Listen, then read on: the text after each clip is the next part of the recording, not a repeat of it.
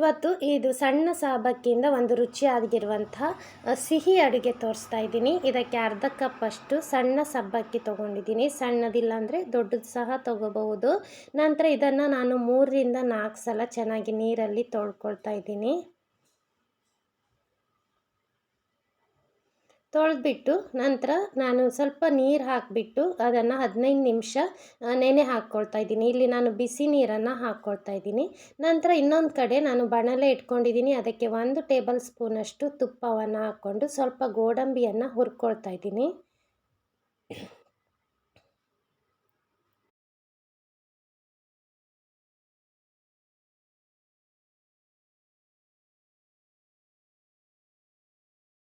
ನೋಡಿ, ಗೋಡಂಬಿ ಸ್ವಲ್ಪ ಕೆಂಪು ಆಯಿತು ಅನ್ನುವಾಗ ಅದಕ್ಕೆ ಸ್ವಲ್ಪ ಒಣ ದ್ರಾಕ್ಷಿಯನ್ನು ಹಾಕ್ಕೊಳ್ತಾ ಇದ್ದೀನಿ.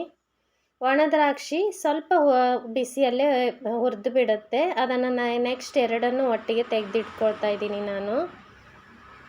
ನಂತರ ಉಳಿದಿರುವ ತುಪ್ಪದಲ್ಲಿ ಸ್ವಲ್ಪ ಶಾವಿಗೆಯನ್ನು ಹುರ್ಕೊಳ್ತಾ ಇದ್ದೀನಿ. ನಾನಿಲ್ಲಿ ಅರ್ಧ ಕಪ್ ಅಷ್ಟು ಶಾವಿಗೆಯನ್ನು ತಗೊಂಡಿದ್ದೀನಿ. ಕೆಂಪು ಬಣ್ಣ ಬರುವವರೆಗೆ ಇದನ್ನು ಸಹ ಹುರ್ಕೋಬೇಕು. ನಂತರ ಇದನ್ನು ಸೈಡ್ ಇಟ್ಕೊಳ್ತೀನಿ ನಾನು. ನೆಕ್ಸ್ಟ್ ಒಂದು ಪಾತ್ರೆ ಇಟ್ಕೊಂಡಿದ್ದೀನಿ. ಅದಕ್ಕೆ 3/4 ಕಪ್ ಅಷ್ಟು ಸಕ್ಕರೆ ಹಾಕ್ಕೊಳ್ತಾ ಇದ್ದೀನಿ. ಸಕ್ಕರೆಗೆ ನಾನಿಲ್ಲಿ ನೀರನ್ನು ಮಿಕ್ಸ್ ಮಾಡ್ಕೊಳ್ತಾ ಇಲ್ಲ. ನಂತರ ಅದು ಸ್ವಲ್ಪ ಸಣ್ಣ ಉರಿಯಲ್ಲಿ ಇಟ್ಕೊಂಡು ಸ್ವಲ್ಪ ಗಟ್ಟಿ ಆಗಬೇಕು. ನೋಡಿ, ಈ ರೀತಿ ಸ್ವಲ್ಪ ಗಟ್ಟಿ ಆಗ್ತಾ ಇದೆ. ನಂತರ ಅದು ಸ್ವಲ್ಪ ಬ್ರೌನಿಶ್ ಕಲರಿಗೆ ಟರ್ನ್ ಆಗುತ್ತೆ. ಕ್ಯಾರಮಲ್ ಶುಗರ್ ಅಂತೀವಿ ನೋಡಿ, ಆ ಥರ ಆಗೋ ತನಕ ಅದನ್ನು ಸಣ್ಣ ಉರಿಯಲ್ಲಿ ಇಟ್ಕೊಂಡು ಅದನ್ನು ಬಿಸಿ ಮಾಡ್ಕೋಬೇಕು.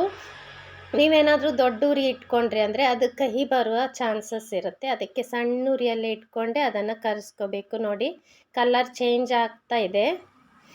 ನಂತರ ಇನ್ನೂ ಸ್ವಲ್ಪ ಕಲರ್ ಚೇಂಜ್ ಆಯ್ತು ಅನ್ನುವಾಗ, ಜಾಸ್ತಿ ಕಲರ್ ಚೇಂಜ್ ಆಗಬಾರ್ದು, ಇಷ್ಟೇ.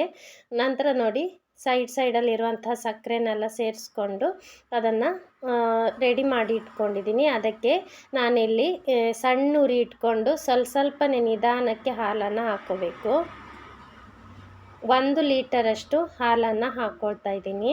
ಸ್ವಲ್ಪ ಹಾಲು ಹಾಕುವಾಗ ಸಕ್ಕರೆ ಅಂಶ ಏನಿದೆ ಸ್ವಲ್ಪ ಗಟ್ಟಿ ಆಗುತ್ತೆ. ನಂತರ ಕುದಿಸಿದ ನಂತರ ತನ್ನಷ್ಟಕ್ಕೆ ಕರಗಿ ಬಿಡುತ್ತೆ. ನಂತರ ನೋಡಿ, ನಾನು ಮೀಡಿಯಮ್ ಫ್ಲೇಮಲ್ಲಿ ಇಟ್ಕೊಂಡಿದ್ದೀನಿ. ಇದು ಚೆನ್ನಾಗಿ ಕುದಿಬೇಕು.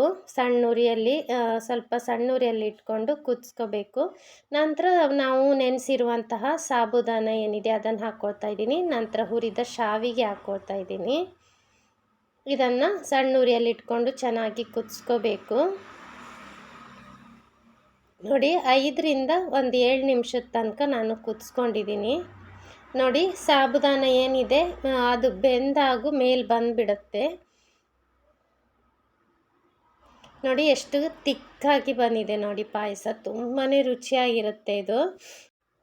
2 ರಿಂದ 3 ನಿಮಿಷ ಸಣ್ಣ ಉರಿಯಲ್ಲಿ ಕುದಿಸ್ಕೋಬೇಕು. ಆವಾಗ ಇನ್ನೂ ಸ್ವಲ್ಪ ತಿಕ್ಕಾಗಿ ತುಂಬ ಚೆನ್ನಾಗಿ ಟೇಸ್ಟ್ ಬರುತ್ತೆ. ನಂತರ ಕೊನೆಯದಾಗಿ ನಾನು ಇದಕ್ಕೆ ಏಲಕ್ಕಿ ಪುಡಿಯನ್ನು ಹಾಕ್ಕೊಳ್ತಾ ಇದ್ದೀನಿ. 1 ಟೀ ಸ್ಪೂನ್ ಅಷ್ಟಿದೆ.